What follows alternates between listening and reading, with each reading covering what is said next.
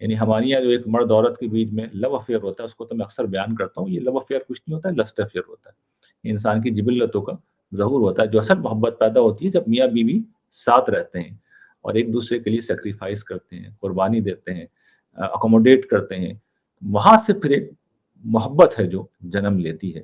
سادہ مثال سے میں سمجھاؤں، ایک ماں اپنے بیٹے کو جو فرض کر لیں ملک سے باہر گیا ہوا ہے، تو اس کا یہ تو نہیں کرتی نا کہ 100 دفعہ صبح اس کا نام لے لے، 100 دفعہ دوپہر نام لے لے، اور 100 دفعہ وہ شام میں نام لے لے، اور اس کا دل میں کوئی خیال ہی نہیں، کوئی احساس ہی نہیں ہے، وہ مالا نہیں جپتی، وہ تو اپنے بچے کو دل میں یاد کرتی ہے، تصور میں اس کو امیجن کرتی ہے، اس کی باتوں کو یاد کرتی ہے، اس کے اوصاف کو یاد کرتی ہے، اس کی مہربانیوں کو یاد کرتی ہے، اور پھر کبھی کبھی اس عمل میں اس کا نام بھی لیتی ہے۔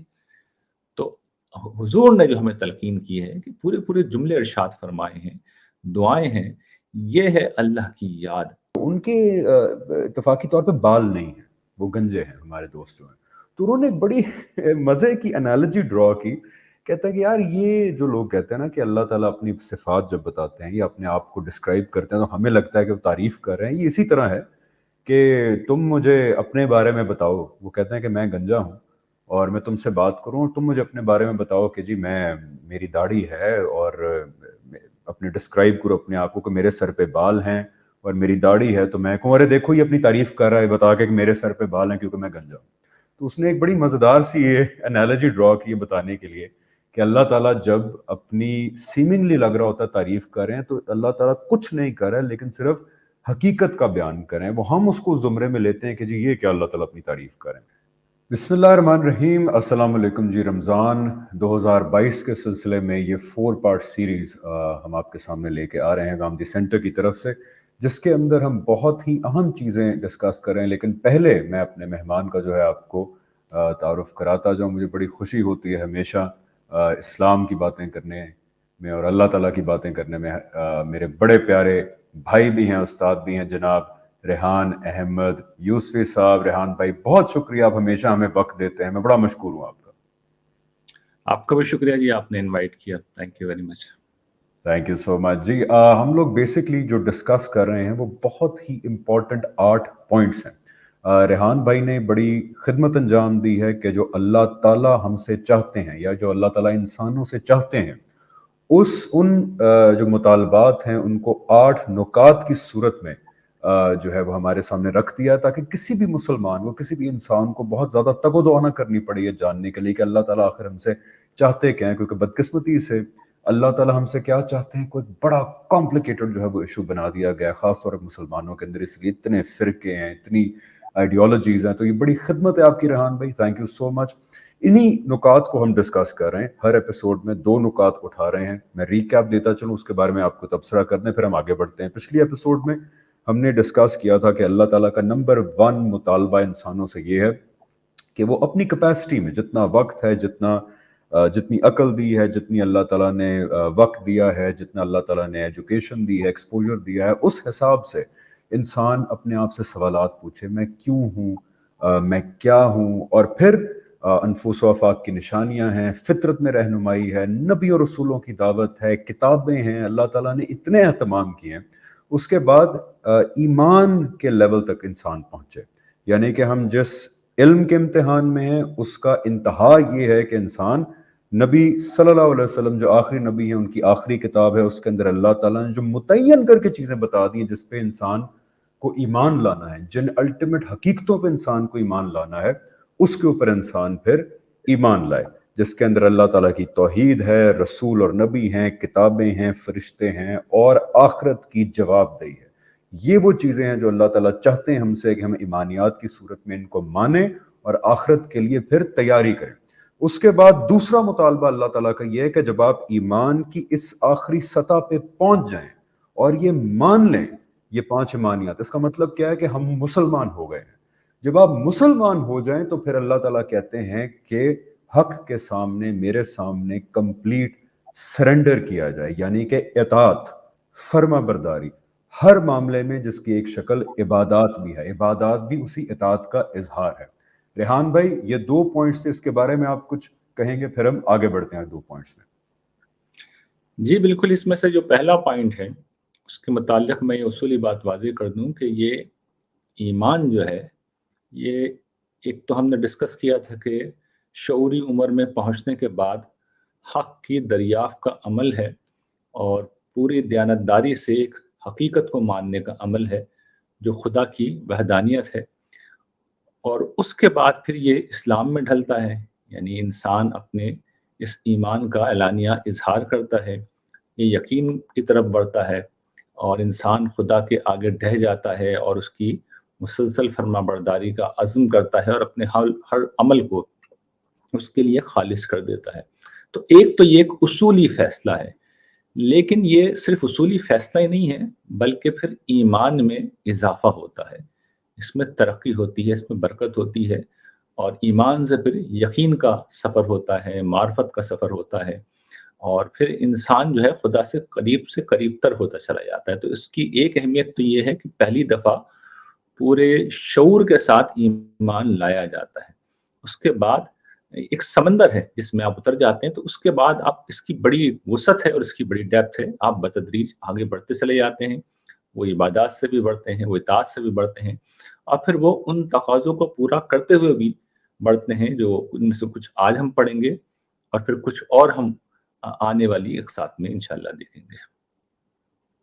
جی بالکل، بہت شکریہ ریحان بھائی، آگے بڑھتے ہیں وداؤٹ اینی ڈیلے۔ اب ایمان کے بعد، شعوری ایمان کے بعد، اس کے بعد اطاعت کا فیصلہ بھی ہو گیا، اس کے بعد تیسرا جو آپ نے اللہ تعالیٰ کا ہم سے مطالبہ بتایا وہ بھی بہت ہی امپورٹنٹ ہے، وہ ہے ذکر اور فکر اور دعا کو آپ نے اس کو لکھا ہے، اس کو ذرا الیبریٹ کیجیے گا، دین لیٹس ٹاک اباؤٹ اٹ۔ دیکھیے، انسان کا جو شرف ہے، اللہ تعالیٰ نے ہمیں جو انسان بنایا ہے، تو ہمیں جو سب سے بڑا شرف عطا کیا ہے وہ یہ ہے کہ ہمارے اندر سوچنے سمجھنے کی صلاحیت ہے، یعنی ہم اپنی حواس سے اوپر اٹھتے ہیں، اپنے جبلت سے اوپر اٹھتے ہیں، اور چیزوں کو، حقائق کو نہ صرف دیکھتے ہیں بلکہ ان سے نتائج اخذ کرتے ہیں، ہم سین سے انسین تک پہنچتے ہیں۔ یہ انسانی عقل کا سب سے بڑا وظیفہ ہے کہ جو نظر آنے والے حقائق ہیں ان سے ہم ان حقائق تک پہنچ جاتے ہیں جو نظر نہیں آتے۔ ہم جانتے ہیں کہ دور جدید میں جتنی بھی سائنسی ترقی ہوئی ہے وہ اسی اصول کے اوپر ہوئی ہے کہ سین سے انسین تک پہنچنا، فرو سے کلیے تک پہنچنا، اور پھر استخراج کے عمل سے اور استقراء کے عمل کو استعمال کرتے ہوئے انسان کلیات کو بھی اخذ کرتا ہے، اور انسان بہت سے نتائج ہے جو اخذ کرتا رہتا ہے، اور پھر دنیا میں ساری ترقی، ساری کامیابی اسی سے ہمیں ملتی ہے۔ تو یہ عقل جب ہم استعمال کرتے ہیں تو ہمیں ایک تو وہ ایمان کی جو راہ ہے وہ آسان ہو جاتی ہے، یعنی جس ایمان کا بھی میں نے تھوڑی دیر پہلے ذکر کیا کہ یہ شعور کے ساتھ مان لینے کا نام ہے خدا کی ہستی کو۔ تو شعور کا مطلب کیا ہے؟ شعور کا مطلب یہ ہے کہ ہم اپنی عقل کو استعمال کر رہے ہیں۔ تو ایک تو عقل کا وظیفہ یہ ہے کہ خدا کی دریافت، اس سچائی کی دریافت کہ انسان کا ایک خالق ہے، کیونکہ ہم خود تو وجود میں نہیں آ سکتے نا، یہ تو ہمیں اپنے آپ کو دیکھ کے ہی پتہ چل جاتا ہے کہ ہم خود بخود نہیں ہو سکتے، باقی ساری کائنات بھی خود بخود نہیں ہو سکتی، تو اس کا کوئی خالق ہے۔ خالق کون ہے؟ وہ خدا ہے۔ قرآن مجید میں اس کا تعارف پڑھ لیا، دل مطمئن ہو گیا، فطرت کا اطمینان ہو گیا کہ نہیں، یہی حقیقت ہے۔ تو ایک تو یہ چیز ہے کہ ہم اس نتیجے تک پہنچ گئے۔ پھر جس طرح میں نے عرض کیا تھا کہ اب یہ اس میں ترقی ہوتی ہے، وہاں پر بھی یہی عقل ہے، یہ جو فکر کا وظیفہ ہے، جسے قرآن مجید کہتا ہے کہ جو اہل ایمان ہیں ان کا رویہ یہ ہوتا ہے کہ وہ انفس و آفاق کی نشانیوں میں غور کرتے ہیں۔ جب وہ غور کرتے ہیں تو پھر ان کو پتہ یہ چلتا ہے کہ جس رب کو انہوں نے مانا ہے اس کی صنائی کے کیا کیا کرشمے ہیں جو اس کائنات کے اندر موجود ہیں، اس کی کیا کیا نعمت و افضال ہیں، اس کی کیا کیا عنایتیں ہیں۔ میں ایک سادہ مثال آپ کو دیتا ہوں۔ ابھی پچھلے دنوں کووڈ آیا، 2 برس انسانیت نے اس عالم میں گزارے ہیں کہ ایک خوف تھا، ایک پریشانی تھی، اور آپ جانتے ہیں کہ یہ جو کووڈ کا وائرس تھا یہ انسان کے نظام تنفس کے اوپر حملہ آور ہوتا تھا، ریسپیریٹری سسٹم کے اوپر، اور اس کے بعد ہم نے اپنی آنکھوں سے وہ مناظر دیکھے ہیں کہ لوگوں کو سانس لینے میں کتنی اذیت اور کتنی تکلیف کا سامنا کرنا پڑتا تھا، اور ہم لوگ دن میں 23,000 دفعہ اطمینان کے ساتھ سانس لیتے ہیں، اور کثرت کے ساتھ آکسیجن یہاں پر اویلیبل ہے، دستیابی جتنی ضرورت ہے، ہم ان ساری مخلوق جو ہے، سارے جاندار اس آکسیجن کے سہارے زندگی گزار رہے ہیں۔ تو انسان جب غور کرتا ہے، سوچتا ہے، تفکر کرتا ہے، تو اس کے اوپر یہ حقیقت واضح ہوتی ہے۔ تو پھر پہلا جو احساس انسان کے اوپر پیدا ہونا چاہیے، انسان کے اندر پیدا ہونا چاہیے، اور قرآن مجید اس کی نشاندہی بھی کرتا ہے، پھر کہ انسان اپنے परवरदिगार की मेहरबानियों, ख़ासतौर पे उसके जमाल को देखे और उसकी हम्द को बयान करे, उसकी तारीफ़ करे कि कितना करीम है मेरा रब। अच्छा, फिर दूसरी जो चीज़ हम इस कायनात में देखते हैं, वो ये है कि इस कायनात के अंदर एक तरफ तो बड़ी परफ़ेक्शन है।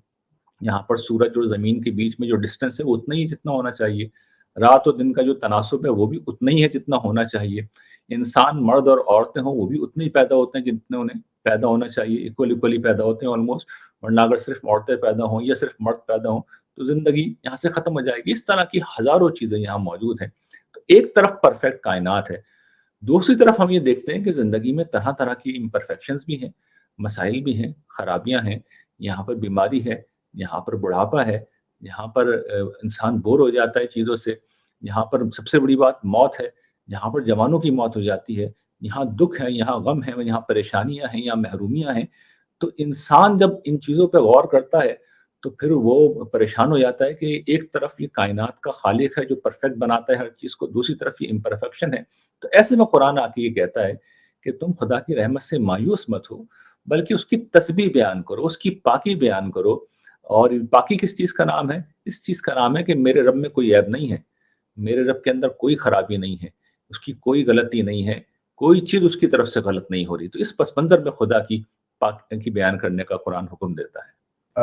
यहाँ पे मैं एक एडिशनल सवाल जो है वो आपके सामने इसी ज़ुमरे में रखना चाहता हूँ, बिकॉज़ अक्सर लोग ये एक तनकीद उठाते हैं अल्लाह ताला ने जो कुरान में बताया है हमें, उसके अंदर अल्लाह ताला ऐसा लगता है कि अपनी तारीफ़ कर रहे हैं, यानी कि हमसे भी मुतालबा कर रहे हैं कि देखो मेरी तारीफ़ करो, और अपनी भी वो तारीफ़ कर रहे हैं। तो लोग कहते हैं कि ये अल्लाह ताला को क्यों ज़रूरत महसूस हुई कि वो एक तो डिमांड करें कि मेरी तारीफ़ की जाए, मेरी शुक्रगुज़ारी की जाए। वो कहते हैं ज़रा ये थोड़ी-सी ऑफ बात लगती है, और फिर कई जगह पे कुरान के अंदर अल्लाह ताला जो है खुद भी अपनी तारीफ़ करते हैं। तो ये मेरे ख़्याल है बड़ा इम्पोर्टेंट है इसी बात को आगे बढ़ाना। जी, रेहान भाई। देखिए, इंसानी तारीख़ जो है फ़िक्री तौर पे कई मराहिल से गुज़री है। उसमें से एक जो दौर था, वो अक़ीदे का दौर था। उसके बाद जो अगला दौर आया मॉडर्निज़्म, उसमें ये जो अक़ीदा था यानी खुदा था, ये ड्राइविंग सीट पे था यूनिवर्स की।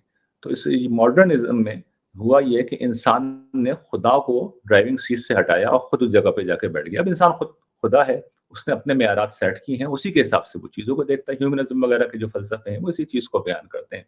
तो इंसान की अपनी एक अखलाकियात है, वो इसके अखलाकी उसूल हैं। उन उसूलों की बुनियाद पर वो करता ये है कि खुदा को भी परखना शुरू कर देता है। यानी अपना मेजरमेंट टेप लेता है और खुदा की बुलंद और अज़ीम हस्ती को परखना शुरू कर देता है। चुनांचे अब इंसानों का पैमाना ये है कि कोई शख्स अपनी तारीफ़ करे तो ये कोई अच्छी बात नहीं होगी। आप एक मारूफ अदाकार हैं, बड़े माशाल्लाह साहिब जमाल हैं।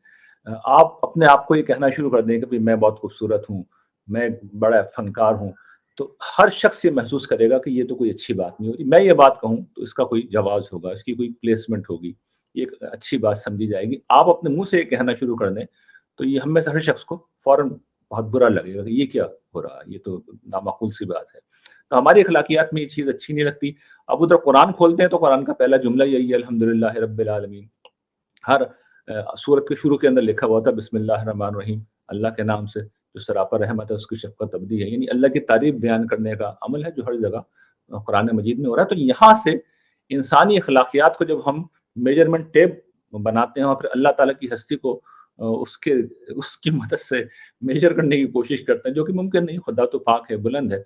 तो यहाँ से फिर ये सवाल पैदा होता है। इसका देखिए बहुत सादा जवाब ये है कि इस दुनिया में हम जिस इम्तिहान में डाले गए हैं, वो मैंने ईमान के ज़मन में बयान किया था, वो एतराफ़े हक़ का इम्तिहान है। हम सच्चाई का एतराफ़ करते हैं या नहीं करते। अच्छा, खुदा के मुतालिक जितनी सच्चाइयाँ हैं, जितनी हकीकतें हैं, वो खुदा ही ने हमें बतानी हैं। यानी वो हमारा मुअल्लिम भी है, वो हमारा हिदायत देने वाला भी है। तो अल्लाह ताला जिस वक़्त अल्हम्दुलिल्लाह रब्बिल आलमीन कहते हैं और बिस्मिल्लाहिर रहमानिर रहीम कहते हैं और अपनी दीगर खुसूसियात बयान करते हैं, अपनी जब वो तारीफ़ महसूस होता है कर रहे हैं, तो वो तारीफ़ नहीं कर रहे होते, वो हमें इत्तला दे रहे होते हैं, हमें मुत्तला कर रहे होते हैं, हमें इन्फॉर्म कर रहे होते हैं। और इसका देखिए अल्लाह ताला को तो कोई फ़ायदा नहीं है, वो कुरान में ये भी बता देते हैं कि वो तो गनियुन अनिल आलमीन है, वो तमाम जहानों वालों से बेपरवाह है। हमारी तारीफ़, हमारी हम्द, हमारी तस्बीह, हमारी कोई भी अच्छा अमल खुदा को कोई फ़ायदा नहीं पहुँचा सकता। लेकिन जिस वक़्त हम हक़ का इतराफ़ करते हैं, तो असल में जो आने वाली दुनिया है, उसके लिए, वहाँ की नेमतों के लिए ہم اپنا میرٹ جو ہے وہ ثابت کر دیتے ہیں، اور اس کی بنیاد پر ہمیں اعلیٰ ترین نعمتیں ملیں گی۔ تو اللہ تعالیٰ نے تو ہم پہ مہربانی یہ کی ہے کہ جو حق پرستی کا امتحان اس دنیا میں برپا کیا گیا ہے، اس میں گویا کہ ہماری پہلے سے ہی مدد کر دی کہ بھی یہ بھی ایک حقیقت ہے کہ تمہارا رب مہربان ہے۔ اور ہم واقعتاً دیکھتے ہیں کہ کائنات کے اندر تو خدا کی مہربانی کے نمونے، اس کے جمال و کمال کے نمونے ہیں، اور جنت کی جو نعمتیں رکھی ہیں وہاں تو جو کچھ امپرفیکشن اس دنیا میں پائی جاتی ہے وہ بھی ختم ہو جائے گی۔ تو انسان کو اس سچائی کا اعتراف کرنا ہے، اور سچائی کو اعتراف کرنے کے بعد، ماننے کے بعد فائدہ بھی ہم نہیں اٹھانا ہے۔ جنت میں ہم نے جانا ہے، اللہ تعالیٰ کا تو پاک ہے، یعنی وہ تو جنت کی انہیں تو کوئی ضرورت نہیں ہے، تو ہمارا ہی فائدہ ہے، ان کا کوئی فائدہ نہیں ہے۔ اور یہ اصل میں ہمارا امتحان ہے کہ ہم حق کا اعتراف کریں، اور اللہ تعالیٰ معلم ہے تو ان کا معاملہ تو یہ کہ الرحمن علم القرآن، کہ وہ خدائے رحمان ہیں، ان کی رحمت کا ظہور ہوا ہے کہ انہوں نے انسانوں کو قرآن سکھا دیا ہے، تو وہ ہمیں سکھا رہے ہیں۔ تو سکھانے کا یہ عمل ہے جس میں بہرحال اللہ تعالیٰ کے متعلق کوئی ان کے علاوہ تو نہیں بتائے گا نا، کیونکہ ان کو کوئی جان ہی نہیں سکتا، تو وہ خود بتاتے ہیں ہمیں۔ تو اس کو اگر صحیح جگہ سے دیکھیں گے تو پتہ ہی چلے گا یہ تو خود ایک اور مہربانی ہے، اور اگر اس کو کوئی خود ستائی کا عمل سمجھیں گے تو ظاہر ہے کہ پھر یہ ایک بیوقوفی ہوگی۔ اللہ تعالیٰ کی ہستی ان ساری چیزوں سے بلند ہے۔ ریحان بھائی، یہ بھی کہنا غالباً جائز ہوگا کہ یہ جو اللہ تعالیٰ کا مطالبہ ہے کہ میرے شکر گزار بندے بن کے رہو، انسان اکثر یہ کہتا ہے نا کہ I want to rephrase it، کہ انسان اکثر یہ کہتا ہے کہ جی اللہ تعالیٰ کو ہمارے شکر کی کیا ضرورت ہے۔ تو I see it this way کہ جب انسان کو اس حقیقت کا ادراک ہو جائے، جیسے آپ نے کہا وہ فکر کے پروسیس سے ہوگا، وہ غور کے پروسیس سے ہوتا ہے ایمان کے بعد، کہ مجھے بنانے والی یہ ہستی ہے، مجھے ابدی زندگی، ابدی بادشاہی کے پراسپیکٹس کو آفر کرنے والی یہ ہستی ہے، میں سانس لیتا ہوں، میری سینس آف ٹیسٹ ہے، سائٹ ہے، ہیئرنگ ہے، سینس آف پلیجر ہے، یہ ہر چیز بنانے والی جو ہے یہ ذات ہے، مجھے نتھنگ، عدم سے وجود لانے والی یہ ذات ہے۔ اس کے بعد شکر گزاری کا جذبہ نکلنا، اس شکر گزاری کا اظہار ہونا، وہ تو ایک اخلاقی بنیادی تقاضا ہے۔ یعنی کہ اگر یہ سب کچھ ریئلائز ہونے کے بعد ریحان بھائی میں اس ہستی کی شکر گزاری نہیں کرتا تو میرے سے زیادہ کائنات کے اندر بد اخلاق انسان جو ہے وہ نہیں پایا جائے گا۔ یہ وہی بات ہے کہ میں اپنے ماں باپ، یعنی کہ وہ ماں باپ جو میرے سے پیار بھی کریں، مجھے ساری سہولتیں دیں، مجھے محبت کریں، شفیق ہوں میرے سے، میں ایک دفعہ بھی یعنی کہ ان کی شکر گزاری کرنا جو ہے وہ معیوب سمجھوں کہ یار ماں باپ کو کیا ضرورت ہے یہ کہنے کی کہ یار اچھے بیٹے بن کے رہو، شکر گزاری کرو۔ تو وہ تو شکر گزاری نہ کرنا ہمارا نقصان ہے، کیونکہ وہ ثابت کرتا ہے کہ ہم کتنی زیادہ اخلاقی طور پہ پست ہو چکے ہیں۔ کیوں ریحان بھائی؟ جی جی بالکل، اصل میں اس کا یہ بہت اہم پہلو ہے، میں اس سے بھی زیادہ اہم پہلو کی طرف آپ کی توجہ دلاتا ہوں۔ قرآن مجید میں شیطان کا جو چیلنج نقل ہوا ہے، شیطان نے جس وقت یہ روز ازل سارا معاملہ ہوا ہے تو اللہ تعالیٰ کو ایک چیلنج دیا تھا، اور یہ کہا تھا کہ میں یہ جو تیری توحید کی سیدھی راہ ہے اس پہ بیٹھا ہوا ہوں، اور تو ان لوگوں کو، ان کی اکثریت کو اپنا شکر گزار نہیں پائے گا۔ تو قرآن میں یہ بیان ہوا ہے کہ شیطان اور اس کی ذریت کا مشن یہ ہے کہ انسان کو شکر گزاری کی راہ سے، توحید کی راہ سے، بندگی کی راہ سے ہٹانا ہے۔ تو اس کا اصل مشن یہ ہے، تو کبھی وہ شرک کی شکل میں یہ کرتا ہے، کبھی ایتھیزم کی شکل میں یہ کرتا ہے، کبھی ہیومنزم کی شکل میں یہ کرتا ہے کہ ڈرائیونگ سیٹ پہ کبھی غیر اللہ بیٹھ جاتا ہے، کبھی جو ہے کائنات بیٹھ جاتی ہے، اور کبھی خود انسان آ کے بیٹھ جاتا ہے۔ تو اللہ تعالیٰ اصل میں ایجوکیٹ کر رہے ہیں ہمیں کہ صحیح راستہ یہ ہے، صحیح راستہ یہ ہے، کیونکہ اعتراض اصل میں یہ ہے کہ بھئی شکر گزاری تو ہم کر لیں، ہمارا کام ہے نا، ہم کر لیں گے، تو اللہ تعالیٰ بار بار کیوں کہتے ہیں؟ تو اللہ تعالیٰ کی نسبت سے لوگوں کو یہ بات اچھی نہیں لگتی، تو میں انہیں بتا رہا ہوں کہ بھائی اللہ تعالیٰ اپنی تعریف نہیں کر رہے، وہ ایجوکیٹ کر رہے ہیں ہمیں، یہ ایجوکیشنل پروسیس ہے۔ الرحمن علم القرآن، یہ خدا رحمان نے قرآن کی تعلیم دی ہے، ہمیں سکھایا ہے، دس از این ایجوکیشنل پروسیس۔ اس کو اس کی صحیح جگہ پہ رکھیں گے تو اپنے مربی کا، معلم کا شکریہ ادا کریں گے، سکھانے والے کا شکریہ ادا کریں گے جس نے سارے رول بھی اختیار کر رکھے ہیں، معبود ہے، رب ہے، لیکن ساتھ میں وہ معلم کی سطح پہ بھی آیا ہے اور ہمیں سکھا رہا ہے۔ تو اس عنایت پہ ہم اس کے شکر گزار ہوں گے۔ اصل چیز کیا ہے، حقائق کو دیکھنے کے لیے درست زاویہ نظر ہونا چاہیے۔ اگر درست زاویہ نظر ہوگا تو آپ صحیح بات کو سمجھیں گے، اور اگر درست زاویہ نظر نہیں ہوگا تو انسان پھر ظاہری بات ہے کہ صحیح نتائج تک نہیں پہنچتا۔ بالکل صحیح، یہ بات سمجھنا بڑا آسان ہے کہ اللہ تعالیٰ جب وہ سیمنگلی لگتا ہے کہ تعریف کریں، وہ اصل میں حقیقت کا بیان کر رہے ہوتے ہیں۔ یہ میرے ذہن میں ایک بڑی مزاحیہ سی بات آ گئی، پھر آگے چلتے ہیں ذکر اور فکر، اب دعا کی طرف جو ہے وہ چلتے ہیں۔ میرے ذہن میں وہ مزاحیہ بات یہ آئی کہ یہ ہمارے ایک دوست سے میں ڈسکس کر رہا تھا یہی والا ایسپیکٹ جو ہے، اور ان کے اتفاقی طور پہ بال نہیں ہیں، وہ گنجے ہیں ہمارے دوست جو ہیں. تو انہوں نے ایک بڑی مزے کی انالوجی ڈرا کی. کہتا ہے کہ یار یہ جو لوگ کہتے ہیں نا کہ اللہ تعالیٰ اپنی صفات جب بتاتے ہیں یا اپنے آپ کو ڈسکرائب کرتے ہیں تو ہمیں لگتا ہے کہ وہ تعریف کر رہے ہیں، یہ اسی طرح ہے کہ تم مجھے اپنے بارے میں بتاؤ. وہ کہتے ہیں کہ میں گنجا ہوں اور میں تم سے بات کروں اور تم مجھے اپنے بارے میں بتاؤ کہ جی میری داڑھی ہے اور اپنے ڈسکرائب کرو اپنے آپ کو کہ میرے سر پہ بال ہیں اور میری داڑھی ہے. تو میں کہوں ارے دیکھو یہ اپنی تعریف کر رہا ہے بتا کے کہ میرے سر پہ بال ہیں کیونکہ میں گنجا ہوں. تو اس نے ایک بڑی مزیدار سی یہ انالوجی ڈرا کی بتانے کے لیے کہ اللہ تعالیٰ جب اپنی سیمنگلی لگ رہا ہوتا ہے تعریف کر رہے ہیں تو اللہ تعالیٰ کچھ نہیں کر رہا ہے لیکن صرف حقیقت کا بیان کریں. وہ ہم اس کو زمرے میں لیتے ہیں کہ جی یہ کیا اللہ تعالیٰ اپنی تعریف کریں. بالکل سمجھ آ گئی ریحان بھائی.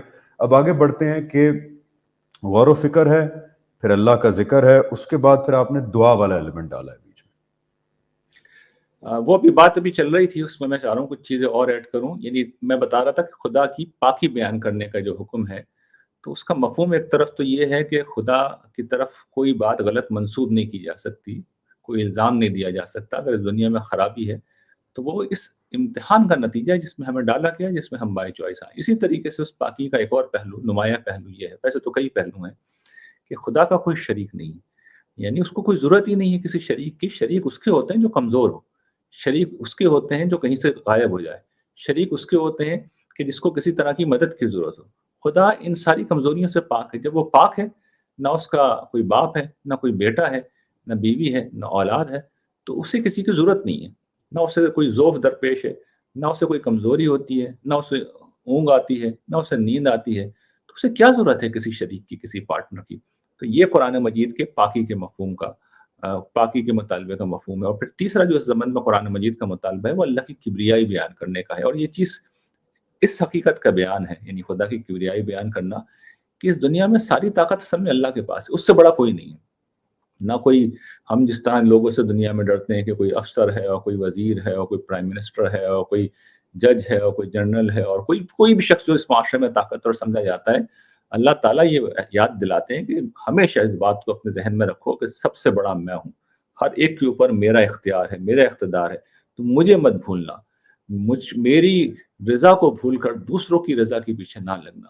تو یہ تین پہلو ہیں جس سے قرآن مجید ہم سے یہ بتاتا ہے کہ ہمیں ان پہلوؤں سے اللہ کو یاد رکھنا ہے غور و فکر کر کے. اور پھر جب یاد رکھنا، اس میں ایک اور چیز ہے جس کو میں چاہوں گا ایڈ کروں، کہ یہ جو یاد رکھنا ہے، یہ تفکر کا مطلب یہ ہے کہ یہ شعور کے ساتھ ہونا چاہیے. ہماری انفارچونیٹلی جو خدا کا ذکر ہے یہ الفاظ کی تکرار کا نام بن گیا ہے. یعنی ہمیں نہ مفہوم پتہ ہوتا ہے، نہ معنی پتہ ہوتے ہیں، کچھ الفاظ ہیں جو ہم دہراتے رہتے ہیں. رسول اللہ صلی اللہ علیہ وسلم کا ذکر یہ نہیں تھا، قرآن مجید نے اس کی تلقین نہیں کی تھی. وہاں تو حضور نے دیکھیے بڑا کمال یہ کیا تھا کہ اللہ کی یاد آپ کی زندگی تھی، تو حضور نے اسے احوال کے ساتھ، اوقات کے ساتھ اور مقامات کے ساتھ متعین کر دیا تھا. احوال کا مطلب یہ ہے کہ ہم کھانا کھاتے ہیں اور ہم مثال کے طور پر واش روم جاتے ہیں، واش روم سے آتے ہیں، پانی پیتے ہیں، اس طرح کے ہم پہ بہت سے احوال گزرتے ہیں، ان میں ہر موقع پہ خدا کی یاد. مقامات جیسے ہم گھر کے اندر داخل ہو رہے ہیں، گھر سے نکل رہے ہیں، مسجد جا رہے ہیں، مسجد سے نکل رہے ہیں. اور پھر اوقات، مثال کے طور پر صبح ہو رہی ہے، شام ہو رہی ہے، تو ان تمام مواقع پر حضور نے اللہ کو یاد کیا دعاؤں کی شکل میں، اور باقاعدہ پورے جملے بول کے یاد کیا. تو اصل میں ذکر ایسے ہوتا ہے. اس کو سادہ مثال سے میں سمجھاؤں، ایک ماں اپنے بیٹے کو جو فرض کر لیں ملک سے باہر گیا ہوا ہے، تو اس کا یہ تو نہیں کرتی نا کہ 100 دفعہ صبح اس کا نام لے لے، 100 دفعہ دوپہر نام لے لے، اور 100 دفعہ وہ شام میں نام لے لے، اور اس کا دل میں کوئی خیال ہی نہیں، کوئی احساس ہی نہیں ہے. وہ مالا نہیں جپتی، وہ تو اپنے بچے کو دل میں یاد کرتی ہے، تصور میں اس کو امیجن کرتی ہے، اس کی باتوں کو یاد کرتی ہے، اس کے اوصاف کو یاد کرتی ہے، اس کی مہربانیوں کو یاد کرتی ہے، اور پھر کبھی کبھی اس عمل میں اس کا نام بھی لیتی ہے. تو حضور نے جو ہمیں تلقین کی ہے کہ پورے جملے ارشاد فرمائے ہیں، دعائیں ہیں، یہ ہے اللہ کی یاد جو پورے شعور کے ساتھ ہوتی ہے، اور اس شعور کا اظہار کچھ الفاظ کی شکل میں ہو رہا ہے. تو یہ ذکر ہے اور یہ فکر ہے. اور آخر چیز اس میں دعا ہے. دعا کا مطلب یہ ہے کہ انسان اس دنیا کے اندر بہت عاجز ہے، بہت کمزور ہے. تو دعا ہمارے عجز کی تلافی کرتی ہے. جو ہم نہیں کر سکتے ہمارا پروردگار کر سکتا ہے. تو ہم اسے بلا لیتے ہیں مدد کے لیے، اس کی بارگاہ میں پیش ہو جاتے ہیں، جو مسئلہ ہے اس کے حضور میں ہم رکھ دیتے ہیں. تو تو یہ پھر سب سے بڑی عبادت بھی بن جاتی ہے، یہ بندگی کی معراج بھی بن جاتی ہے۔ اور یقین کیجئے کہ زندگی کی مشکل گھڑیوں کے اندر یہ جو دعا مانگنے کا عمل ہے، ایک طرف تو انسان کو بے پناہ سکون دیتا ہے، آپ کو لگتا ہے کہ آپ تنہا نہیں ہیں، آپ کے پیچھے کوئی ہے اور بہت طاقتور ہستی ہے، بہت طاقتور ہستی ہے۔ یہ ایسے ہی ہے کہ جیسے ملک کے پرائم منسٹر کا نمبر آپ کی جیب میں پڑا ہوا ہو، آپ کے موبائل میں فیڈ ہو، اور آپ جس وقت چاہیں موبائل اٹھایا اور پرائم منسٹر سے بات کر لی کہ جی یہ میرا مسئلہ ہے، وہ چیف ایگزیکٹو ہے ملک کا، کہ جی یہ میرا مسئلہ ہے، اس کو حل کرائیں۔ تو پروردگار عالم تو کائنات کا خالق و مالک ہے، جب ہم نے چاہا اس سے بات کر لی، اس کے حضور مسئلہ رکھ دیا، تو اللہ تعالیٰ قرآن میں اس کو گارنٹی کرتے ہیں کہ تم مجھے پکارتے ہو تو اطمینان رکھو، میں تم سے قریب بھی ہوں، تمہاری فریاد سنتا بھی ہوں، اور کہتے ہیں کہ مجھے پکارو، میں تمہاری پکار کا جواب دوں گا۔ تو یہ احساس، اس میں زندگی گزارنا، اس میں کیا اطمینان ہوتا ہے، آپ اس کا اندازہ نہیں کر سکتے۔ اور یہ صرف کوئی نفسیاتی اثر نہیں ہے، میں آپ سے سچ عرض کرتا ہوں، اللہ تعالیٰ اس دنیا میں دعاؤں کا جواب دیتے ہیں، اور وہ یہاں ایک سوال ریحان ناممکن۔ جی جی قطع کلامی معاف، یہاں ایک سوال، کیونکہ جب دعا کی بات آتی ہے تو ہمارے ہاں یہ بہت پریولنٹ پرابلم ہے کہ ہم جب دعا کا سوچتے ہیں تو ہمارے ذہن میں غیر اللہ کی ہستیاں بہت آتی ہیں، ہماری سوسائٹی میں بہت پریولنٹ ہے، یا تو کہ ہم وہ جو وسیلے کا ایک کانسیپٹ ہے کہ وسیلہ دیں گے اللہ تعالیٰ کو، یا پھر مانگیں گے ہی ہم ایکس وائی زی جو ہستیاں ہیں ان سے مانگیں گے، اور یہ پھر جا کے اللہ تعالیٰ کے سامنے ہماری ریکویسٹ رکھیں گے تو ہماری جو جھولی ہے وہ بھر جائے گی۔ تو یہ ڈائریکٹ اللہ تعالیٰ سے دعا مانگنے کی اہمیت اور غیر اللہ سے نہ مانگنا، اس کے اوپر ذرا روشنی ڈال دیجیے گا دیکھیے، تھوڑی سی۔ پچھلی دفعہ یہ بات میں نے عرض کی تھی کہ یہ جو ایمانیات ہے، یہ جو عبادات ہیں، یہ جو خدا سے تعلق ہے، اس میں اجتہاد نہیں ہو سکتا، اس میں کوئی اجتہاد نہیں ہو سکتا۔ یعنی آپ یہ نہیں کر سکتے کہ نہیں بھئی میں جس طرح دنیا میں بادشاہ ہوتے ہیں، بادشاہ کے دربار میں میری کیا پیشی، بادشاہ کو کوئی مقرب ہے، چلو اس مقرب سے جا کے بات کرتے ہیں، اور مقرب ہماری ریکویسٹ پہنچا دے گا، یہ اجتہاد ہے نا۔ تو یہ اجتہاد نہیں ہو سکتا اس معاملے میں، تو جو حضور نے فرما دیا وہ حرف آخر ہے۔ تو طریقہ صرف یہی ہے، اگر کوئی شخص اپنی بات کو صحیح ثابت کرنا چاہتا ہے تو حضور کا کوئی عمل پیش کر دے، حضور کا کوئی قول فعل پیش کر دے کہ بھئی حضور نے یہ کام کیا ہے تو سر آنکھوں پہ، ہم تو حکم کے بندے کر لیں گے۔ لیکن اگر دین دینے والی ہستی یہ نہیں کر رہی، قرآن مجید میں کہیں یہ نہیں سکھایا گیا، سارے نبیوں کی دعائیں نقل ہوئی ہیں قرآن مجید میں، ہم سب جانتے ہیں، اللہ تعالیٰ کے نام سے شروع ہوتی ہیں، اللہم ربنا ربی، یہاں سے دعائیں شروع ہوتی ہیں۔ حضور کی زندگی دعاؤں سے بھی میں نے ذکر کیا بھری ہوئی، حدیث کی کتابیں بھری ہوئی ہیں۔ تو ایک چیز لا کے دکھا دیں، صرف ایک چیز بھی نہیں، ایک چیز بھی، اس کی تردید سے تو بھرا پڑا ہے قرآن مجید بھی، حدیثیں بھی بھری ہوئی ہیں اس کی تردید سے، اس کے حق میں ایک چیز بھی نہیں ہے۔ تو پھر کوئی اجتہاد معاف کیجیے گا نہیں ہو سکتا، اگر کسی نے کرنا ہے تو کرے بھائی، یہ دنیا امتحان کی دنیا، اللہ تعالیٰ بتا دیں گے کہ اصل بات کیا تھی۔ بالکل ٹھیک ریحان بھائی، میرا خیال ہے کہ آپ نے جو ذکر ہے، اس کے بعد غور و فکر ہے، اس کے بعد دعا، اس کے اوپر بڑے اچھے طریقے سے روشنی ڈالی۔ اب ہم جاتے ہیں ہمارا جو فورتھ پوائنٹ ہے، اور فورتھ پوائنٹ بھی جو ہے وہ بہت ہی امپورٹنٹ ہے، وہ ہے کہ شکر گزاری کا ہونا، اور پھر شکر گزاری کے ساتھ ایک تو اطاعت آتی ہے جو ہم نے ڈسکس کی، وہ بھی آئی تھنک شکر گزاری کا ہی اظہار ہے اطاعت، لیکن شکر گزاری کے ساتھ جو جذبہ آتا ہے وہ محبت کا جذبہ ہے۔ تو آپ نے شکر گزاری کا پوائنٹ لکھا ہے، ساتھ محبت، اور پھر حمیت، یعنی کہ پھر ان کے بارے میں کوئی غلط بات ہوگی تو مجھے برا لگے گا، ان کے بارے میں کوئی غلط زبان استعمال کرے گا تو میرا دل کرے گا میں اٹھ کے چلا جاؤں وہاں سے۔ تو یہ شکر گزاری، محبت اور حمیت اللہ تعالیٰ کا جو مطالبہ ہے اپنے انسانوں سے، یا جو نیچرلی پیدا ہونی چاہیے، اس کے اوپر روشنی ڈالیے گا۔ جی ریحان بھائی۔ دیکھیے جی، بار بار یہ بات میں عرض کر رہا ہوں کہ اس دنیا میں اصل میں انسان کا امتحان اخلاقی، اور انسان ایک اخلاقی وجود ہے، مورل بینگ ہے ہم سب، ہمارے اندر ایک ایتھیکل سینس پایا جاتا ہے۔ اس کا تقاضا یہ ہے کہ جس وقت اس دنیا میں کوئی میرے ساتھ مہربانی کرتا ہے تو میری اخلاقی حص یہ کہتی ہے کہ میں اس شخص کا شکریہ ادا کروں۔ ویسے تو جو کر سکتا ہوں جواب میں وہ کروں، لیکن کچھ نہیں کر سکتا تو کم سے کم فوری طور پہ میں اس کا شکریہ تو ادا کروں۔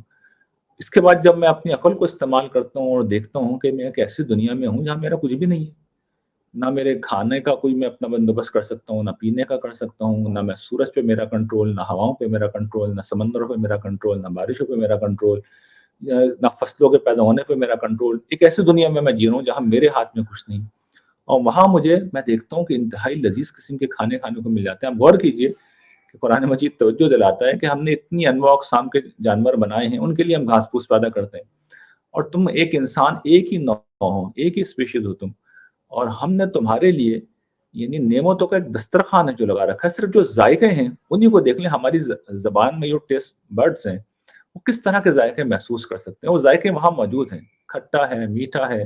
آج کہیں ڈسکشن ہو رہی تھی تو میں بتا رہا تھا کہ تلخ بھی انسانوں کو ذائقہ پسند ہے، کریلے لوگ بڑے شوق سے کھاتے ہیں۔ تو ایک دسترخوان ہے ہمارا نعمتوں کا، اور کیا کیا نعمت ہے، یہ ایک چیز، ایک مثال دی ہے میں نے کھانے پینے کے حوالے سے۔ اس کے علاوہ آپ جس پہلو سے دیکھیں، ہماری آنکھ جتنے رنگ دیکھ سکتی ہے، یہ دنیا جتنی خوبصورت ہے، ہمارے کان جس درجے کی ویریشن میں آوازوں کو سن سکتے ہیں، جس خوبصورتی سے ہم محظوظ ہو سکتے ہیں، تو ہماری ضروریات کا بھی اہتمام ہے اور ہمارے ذوق جمال کی تسکین کا بھی اہتمام ہے۔ تو دل میں یہ احساس تو پیدا ہونا چاہیے نا کہ جس ہستی نے یہ سب کچھ کیا ہے اس کا شکریہ ادا کریں، اس کا ہم احسان مند ہوں۔ تو یہ ہے وہ چیز جس کو قرآن مجید ہمارے سامنے رکھتا ہے کہ تمہارے انسان ہونے کا یہ تقاضا ہے کہ جس ہستی نے یہ سب کچھ دیا ہے تم اس کا شکریہ ادا کرو، اور اس کی سب سے جو بنیاد ہے شکر گزاری کی، وہ یہ ہے کہ اپنی عبادات کو اور اپنی دعاؤں کو تم صرف اسی کے لیے خالص رکھو، اس لیے کہ یہ اس کا حق ہے، اسی کا حق ہے۔ یعنی ایسا ہی ہے نا کہ اگر میں ایک ماں باپ کی اولاد ہوں تو پھر میں اس خاتون کو اپنی ماں کہوں گا نا جس نے مجھے پالا ہے، جس نے اپنی جو ہے جوانی نظر کی ہے، راتیں اپنی اندھیری راتوں میں اٹھ کے مجھے پالا ہے، اور میرے جسم کو اس وقت پاک کیا ہے جب میں اپنے آپ کو پاک کرنے کے قابل نہیں تھا۔ مجھے ایک ایک چیز سکھائی ہے میری ماں نے، میرے باپ نے میرے لیے غذا کا بندوبست کیا، میرے تحفظ کا انتظام کیا، خود نہیں کھایا مجھے کھلایا، خود نہیں پہنا مجھے پہنایا۔ سارے باپ یہی کرتے ہیں اس دنیا کے اندر۔ تو میں اس باپ کو باپ نہ کہوں اور اس ماں کو ماں نہ کہوں تو مجھ سے بڑا بدبخت کون ہوگا؟ تو یا میں اس باپ کے ساتھ کسی اور کو اپنا باپ شریک کروں تو مجھ سے بڑا بدبخت کون ہوگا؟ تو یہی بات اللہ تعالیٰ کے حوالے سے بھی سمجھیں کہ ہمیں اس کا اعتراف کرنا ہے کہ وہی ہمارا رب ہے، اور اس کی عبادت میں ہم کسی کو شریک نہیں کریں گے، اس کی شکر گزاری میں بھی کسی کو شریک نہیں کریں گے۔ ہاں، انسانوں نے جو مہربانی کی ہے اس کا اعتراف کریں گے، وہ اپنی جگہ ہے، لیکن اس حیثیت میں نہیں، رب ہونے کی حیثیت میں نہیں۔ تو یہ شکر گزاری ہے۔ پھر شکر گزاری، دیکھیے انسان جس طرح کی مخلوق ہے، شکر گزاری اپنی جگہ پہ نہیں رہتی۔ جب احسان مسلسل ہونے لگے تو پھر یہ جو انسان ہے نا، یہ کیا کرتا ہے، اب یہ شکر گزاری کو محبت میں بدلنا شروع کر دیتا ہے۔ یعنی ہمارے یہاں جو ایک مرد عورت کے بیچ میں لو افیئر ہوتا ہے، اس کو تو میں اکثر بیان کرتا ہوں، یہ لو افیئر کچھ نہیں ہوتا ہے، لسٹ افیئر ہوتا ہے۔ انسان کی جبلتوں کا ظہور ہوتا ہے، جو اصل محبت پیدا ہوتی ہے جب میاں بیوی ساتھ رہتے ہیں اور ایک دوسرے کے لیے سیکریفائس کرتے ہیں، قربانی دیتے ہیں، اکوموڈیٹ کرتے ہیں، وہاں سے پھر ایک محبت ہے جو جنم لیتی ہے۔ رفاقت جو ہے وہ محبت کو جنم دیتی ہے جب ایک دوسرے کی خیرخواہی دیکھتے ہیں، محبت دیکھتے ہیں، کیئر دیکھتے ہیں، سیکریفائس دیکھتے ہیں۔ تو یہ سب چیزیں جب ہم دیکھتے ہیں کہ خدا یک طرفہ طور پہ ہمیں دیے چلا جا رہا ہے اور جواب میں ہم کچھ دینا بھی چاہیں تو ہم کچھ کر نہیں سکتے، تو اب یہ نیچرلی یہ شکر گزاری محبت میں ڈھلتی ہے۔ قرآن مجید اسے بیان کرتا ہے کہ الذین آمنوا اشد حبا للہ، کہ اہل ایمان سب سے بڑھ کر اللہ سے محبت کرتے ہیں۔ تو یہ سب سے بڑی جو محبت ہے دل میں اللہ تعالیٰ کی پیدا ہوتی ہے، اور پھر اس کا ایک اور شیڈ ہے، اور وہ شیڈ یہ ہے کہ یہ حمیت اور حمایت کے اندر ڈھلتی ہے۔ یعنی جس طرح میں نے پہلے بھی مثال دی کہ والدین کے معاملے میں اگر والدین سے ہمیں شکر گزار ہیں ہم ان کے، اور ہم ان سے محبت کرتے ہیں، تو والدین اگر کسی مشکل میں آ جائیں، اور اگر فرض کریں والد بیمار ہیں یا والدہ بیمار ہیں، تو ان کو چھوڑ کے کیا اطمینان کے ساتھ بیٹھے رہیں گے ہم؟ یعنی اگر ہم انسان ہیں تو یہ ہو نہیں سکتا، یہ پاسبل نہیں ہے۔ اچھا، خدا کا معاملہ یہ ہے، وہ تو پاک ہے، اس کے اوپر کوئی کمزور لمحہ آتا ہی نہیں ہے، کوئی عجز اسے درپیش ہی نہیں ہے، کوئی منفی چیز اس کے پاس آ ہی نہیں سکتی، اس کے ہاتھ میں تو کل بھلائی ہے، سراپت طاقت ہے، تو اس کو تو خیر کسی مدد کی کسی پہلو سے بھی ضرورت نہیں ہوتی۔ جہاں حمیت حمایت کی ضرورت پڑتی ہے وہ اس کا دین ہے، اس لیے کہ امتحان کی اس دنیا میں اللہ تعالیٰ نے طریقہ یہ بنایا ہے کہ وہ اپنے نبیوں اور رسولوں کو بھیجتا ہے، ان کے ذریعے سے انسانیت کو دین دیتا ہے، اور پھر انسانوں میں سے کچھ لوگوں کو یہ ضرورت ہوتی ہے کہ وہ اٹھیں اور نبی کی مدد کریں، اور نبی نہ ہو تو کوئی شخص اگر نبی کی تعلیم لے کر کھڑا ہو گیا ہے اور ہمارا دل مطمئن ہے، ہمارا ضمیر مطمئن ہے کہ یہ تعلیم تو عین قرآن مجید کے مطابق ہے، یہ تو عین حضور کی بات ہے، تو پھر یہ جو نصرت دین ہے یہ تو پھر ایمان کی گویا کہ کسوٹی بن جاتی ہے۔ تو یہ جو نصرت دین ہے کا مطالبہ ہے قرآن مجید میں کہ اللہ کے دین کی مدد کرو، تو یہ اصل میں کیا ہے، اسی حمیت و حمایت کا ظہور ہے، اور اس کے لیے پھر انسان کو اس جگہ پہ جانا چاہیے کہ اگر ضرورت پڑی تو میں اپنی جان بھی دے دوں گا، اور ورنہ میرا مال بھی حاضر ہے اور میری ہستی بھی پروردگار تیری خدمت کے لیے موجود ہے. یہ جذبہ، یہ اسپرٹ ہونا چاہیے. اور ہماری جو عبادات ہیں، دیکھیے وہاں پہ یہ چیز رکھی گئی ہے. میں نے پہلے بھی بتایا تھا عبادات کے ضمن میں کہ یہ جو حج کی عبادت ہے، یہ جو قربانی کی عبادت ہے، یہ جو عمرے کی عبادت ہے، ان تینوں کے اندر یہی چیز موجود ہے، حمیت و حمایت. یعنی ہم کیا کرتے ہیں جس وقت عمرہ کرتے ہیں تو یہ بتاتے ہیں کہ میں نے اپنے آپ کو اپنے مالک کی نظر کر دیا. یعنی وہاں پہ آپ کو پتا ہے نا کہ حلق کرتے ہیں، سر منڈاتے ہیں. تو وہ پرانے زمانے میں جب کسی کو غلام بنایا جاتا تھا تو اس کو حلق، اس کے گنجا کر دیتے تھے. تو یہ اس کی علامت ہے. ہم حرم کا طواف کرتے ہیں. یہ کیا ہے؟ خدا کی ہستی کو اپنی زندگی کا مرکز و محور بنانا ہے. تو یہ گویا کہ خدا کی نظر کرنا ہے اپنے آپ کو. حج کے اندر اس میں ایک چیز مزید ایڈ کر دی گئی ہے، اور وہ یہ کہ اس نظر کے بعد کرنا کیا ہے؟ ایک تو عبادت ہے، وہ کرنی ہے. لیکن اگر جنگ کا موقع آیا، اور جنگ کہاں ہے؟ شیطان اور انسان کے بیچ میں. تو اگر جنگ کا موقع آیا تو پھر میں اس جنگ میں غر جانے دار نہیں رہوں گا.